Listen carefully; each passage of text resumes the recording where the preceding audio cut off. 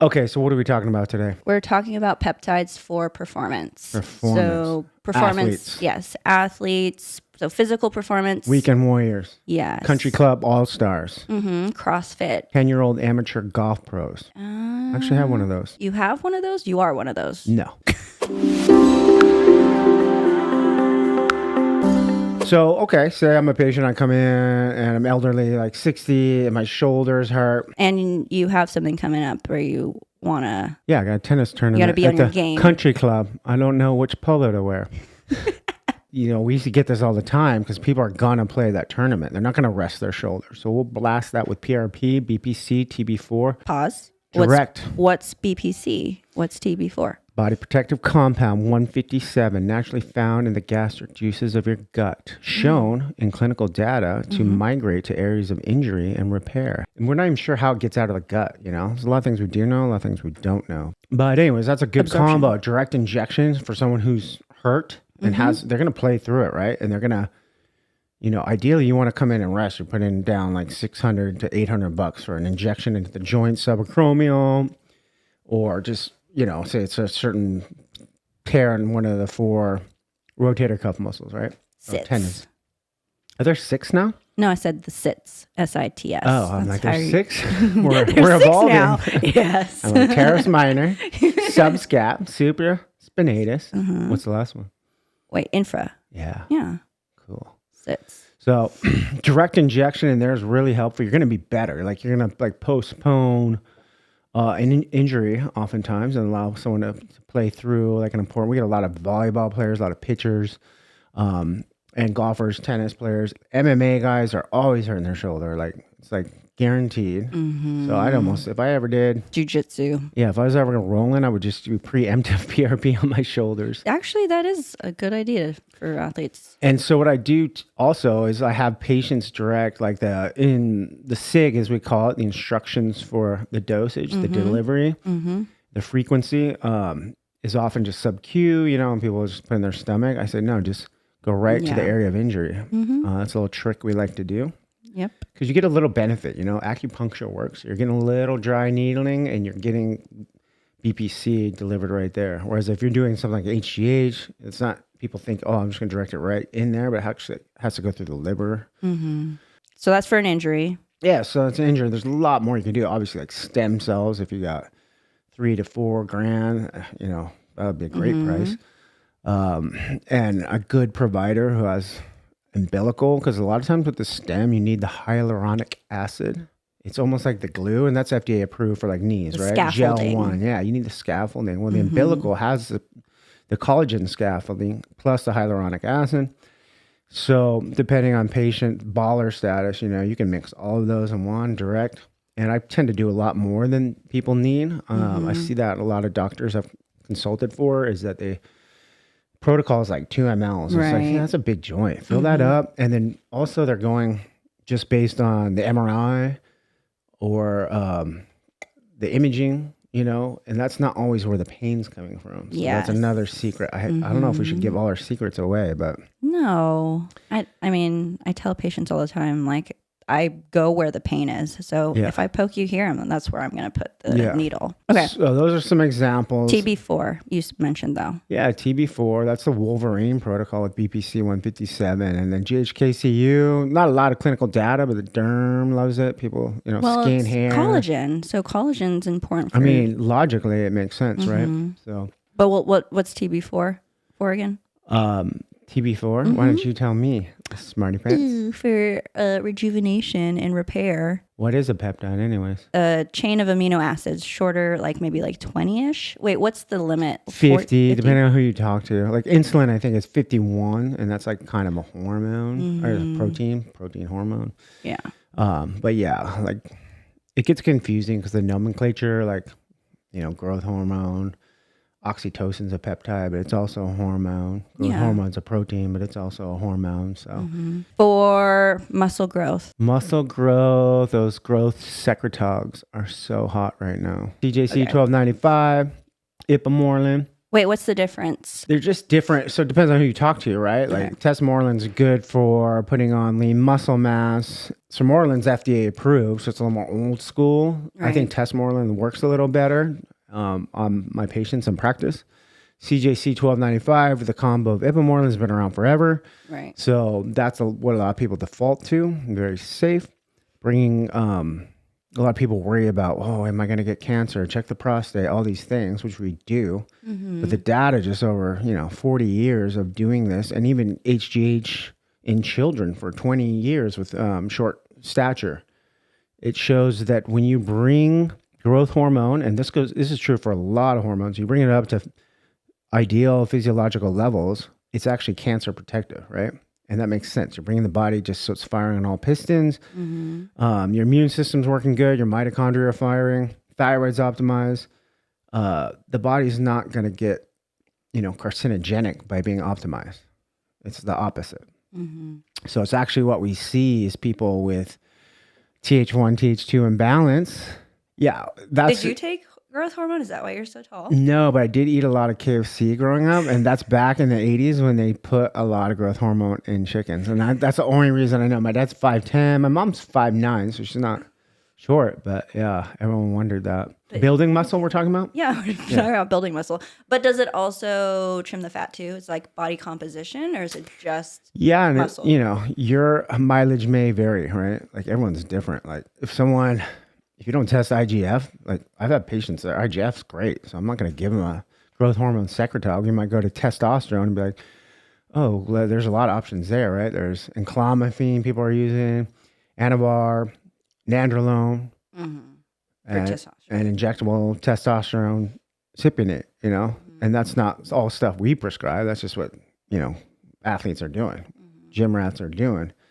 And what I see a lot with, let's go to the gym rats now, right? If we're talking building muscle, because they have shown us the way, right? Like this is too much. This is out of control. Mm-hmm. And often they are fine. So we know we have a kind of a... Except for the rage. Yeah, and acne and hair loss. But they're not dying. We have a lot of data on that. What can you expect with the muscle growth? Not a lot. Yeah. You don't want to, slow is pro is my motto, right? And I do 3-month cycles of different things. So I kind of like undersell and over deliver. It's not like you're going to get all huge and buff, but you are going to get trim, tan, and tone, Okay. So for women though, some women might be scared of taking this. Women love it more than guys oftentimes because it's just subtle, like flatter belly, nicer skin, your nails get a little thicker, your hair grows better. So women like pick up on that like more than guys even notice. They're just, guys are like, I can bench 5 pounds more or something, It's not like 5 pounds. Yeah. Well, that's what I'm saying. We don't aim for, this is a marathon, not a sprint, right? We're not aiming for, if you're trying to win like Mr. Universe, then you don't want to come see me because I'm like, I don't know. You probably know more. You're doing more crazy stuff than I'm ever going to do. I'm just trying to get people back up to optimal. But that's, their labs, even though the labs say they're fine, they're not fine. Because that whole testosterone scale has moved down from 1,200 where it used to be to like 800 or 900 now, right? Right. And that's just total testosterone. How much free testosterone do you have? How much is bioavailable? How much is stuck to a sex hormone binding globule? If you don't look at all those things, people don't understand you don't have a good window into what's going on. And another thing is with so many people on carnivore and paleo and keto and all these things, a lot of people are missing like basic micronutrients and vitamins. So I'll often double those up. I don't know. You're good at that. So what do you think? Yeah, actually, well, with the carnivore diet, if you are eating like high quality meats and also like a true carnivore diet, you're also eating liver, like the organs, the meat organs. Those have a lot of nutrients in them. So a lot of B vitamins. So meat has a lot of B vitamins. It has manganese. There are trace elements in there? Trace elements like what? Like selenium, iodine, like that? Molybdenum. Yeah, it's hard to say. Molybdenum. You know what? Actually, I do have like a little note about molybdenum. I did it. So a patient of mine, when she takes molybdenum, molybdenum. It's a hard word to say. Yeah, it is hard. It's the first time you've ever messed up a word. Glad we got that on camera. Oh, fudge. So when she takes it, all her like hormones like go up. Really? Yeah. It's strange. I wanted to like research that. If it's a natural? Yeah. How would you even know? Because she takes that straight? Who takes that straight? She does. I wonder why. Yeah. Well, because she can't tolerate glutathione. Okay. So she takes it. But then whenever she does it, she knows it's on her labs. Her hormones yeah. And that's kind of like just urban tale and anecdotal information. But that's why I double up on like liquid vitamins in the morning. Just like, hey, it says take one, take two. And then your Baja, Gold, sea salt. And there's another brand that's like drinkable, all those. Drinkables? Yeah. There's a lot less you can do if you do precision medicine. And what I mean by that is like wide comprehensive labs and see where are you deficient, man. You could take, a lot of people just take, testosterone and growth hormone, secretog, and don't look at anything else. It's like, right. Yeah. Zinc is important for testosterone. Zinc's huge. You're just wasting time and money though if you don't know. Like, and the other thing is really helpful is like a gene metrics or DNA. Just story of like what's going on. Like I did mine not too long ago, and it's like, oh, you need more choline, right? Choline. Oh yeah. Choline, yeah. So which is good because I take that just naturally. It was a pretty good test because all the things I had learned just from life experience kind of matched up. So it was neat to confirm that with actual science. So you do better eating eggs? I eat a lot Egg yolk. of eggs. Yeah. Egg yolk. I eat a lot of eggs and I take choline because it's good for the brain as well. Yeah. All right. So yeah. now you got someone coming in who wants to get trim, tan, and tone. Yes. Trim, tan, and tone. Trim, Hello. tan, and toned. So trim, we kind of talked about. Yes. You can also do a little GLP-1 for like a 3-month cycle. So just microdose. Awesome. Yeah. I don't know if you like it, but I like it. We'll alternate the GLP ones with the CJC or the growth hormone ones. You mean cycle it like every 3 months? Yeah. Yeah. All right. So that's trim. What else do we have for trimming? Those are some pretty good. I mean, when done right, those are hard to fail. Like sometimes you get people that are on tirzepatide, like high dose, and they're not losing weight. I've seen that a few times. And usually their mitochondria is not optimized or their thyroid is low. So you fix those things and then that will work. For women, like they're so scared of like lifting because they think they're going to get like huge, but you need the muscle because like the body that you think you want, like you actually need to lift weights to get that body and build muscle. Yes. Women, why is muscle so density, important? Right. Keeps your metabolism up too. The more muscle mass you have. Yes. It's a great indicator of longevity. And then, when you're older, like your grip strength, how long can you do a farmer's carry? What's your VO2 max? Tone. We're on tone now. And that has 3 meanings for me. One, like tone is like cardio. Like how's your lung tone? How's your skin tone? How's your joint tone? Also, how's your muscle tone, obviously. But to me, it's kind of like a more endurance thing. That's a race you're running for a long time. You want to be toned, fit. That's consistency every day. VO2 max. Yeah, all those things. Wait, what's VO2 max? Maximum capacity your lungs can inhale. Point on this was 3 different things. Okay, one is like endurance, intensity, and then motivation. Like what's going to get you to the gym to be consistent? A lot of times that's not even a peptide. It's like NAD. It's like MOTC, SS31. Giving you energy. Yeah. That's like the main thing with my patients. That's the main thing is getting people into the gym, right? Is the fatigue and the energy that they can't even get into the gym. Exactly. You got to motivate people. And that's kind of a mental game too. So then you could even talk about pineal. Which pineal isn't even... Pineal, that's how you say it. It's not even pineal gland, right? It's just subcortical, right? Yeah, and those, like, then you're getting the world of bioregulators, which the Russian athletes in the 80s and 90s were using, supposedly, allegedly. But you can't test. Right. WADA approved, and they were crushing, right? And every time they passed tests, it wasn't testosterone, it wasn't this, and it was peptides. This is not medical advice. Oh, it's just history.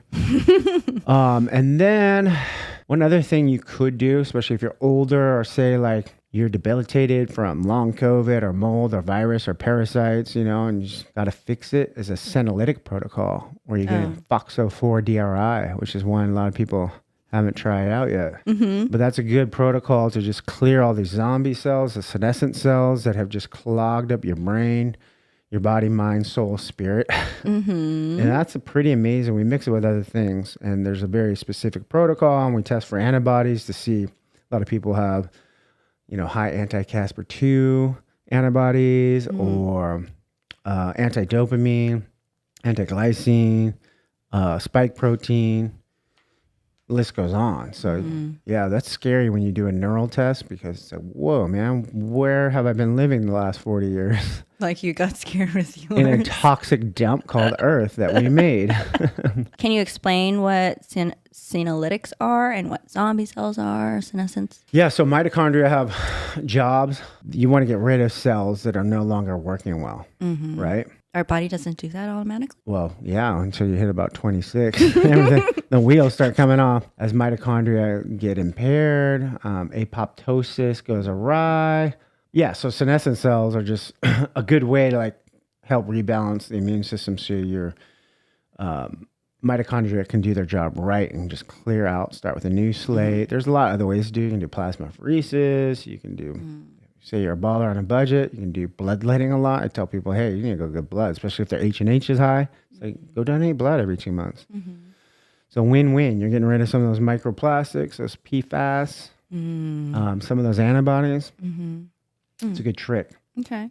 Finasteride syndrome. You ever heard of that? Everyone, okay, guys. I've heard of that. What is it? Dude, if you're a male, like, do not take Propecia or finasteride orally. I don't know why people do that. I mean, think you're taking this pill. Yes. It's going in, decreasing your libido. Yeah. And somehow making it up to your hair so your hair grows. Right.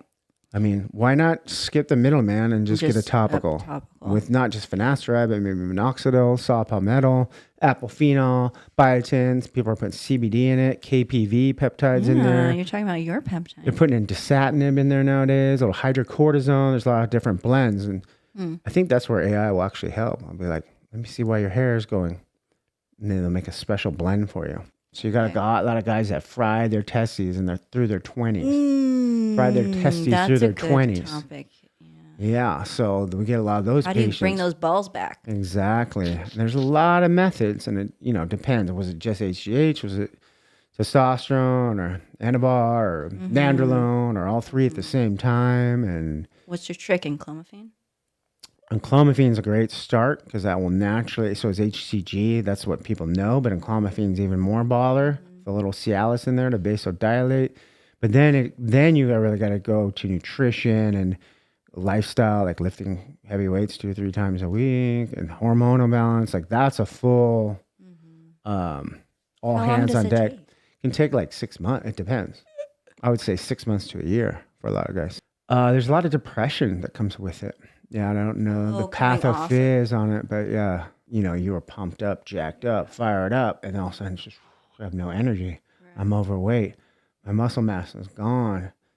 And there's like a physiological depression that you got to kind of fix too and be like, look, it's going to take a while, but we'll get there. All right. So what's your workout style? I do like hybrid. So I'll weight train, but also run. Yeah. At the same time? That's crazy. Yeah, at the same time. Just get on a treadmill and walk like a little farmer carry?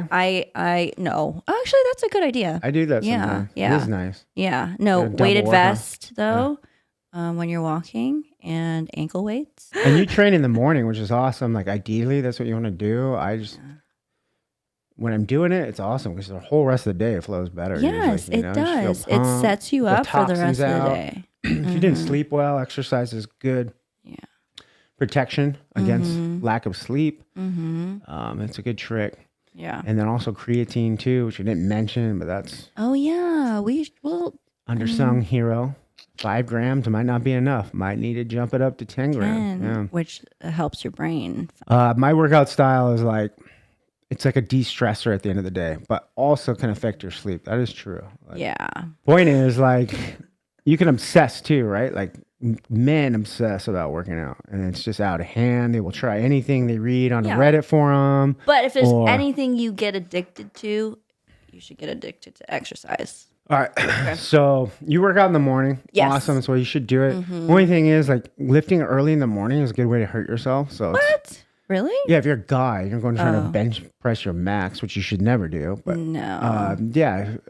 Statistically, humans perform at their best towards the afternoon, which I don't know if we were running from saber-toothed tigers or something, but that's just even in track, like the best records and stuff are typically towards the end of the day, which is just interesting.